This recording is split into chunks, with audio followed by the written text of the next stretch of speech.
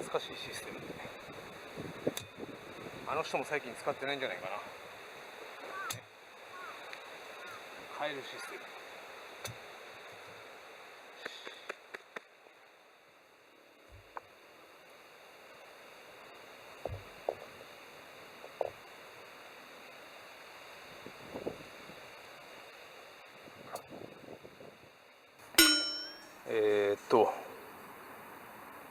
残念なことが起きました。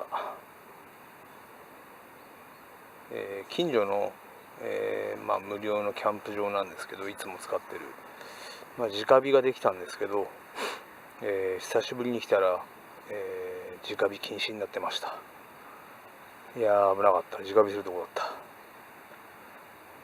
た。ちょっといつも結構顔を合わせる方とがさっき来てまして、でちょっと久しぶりですなんて話したら、直火禁止になっちゃったよって。いや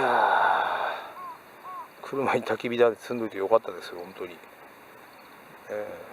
これなかったらもう帰るとこでしたね。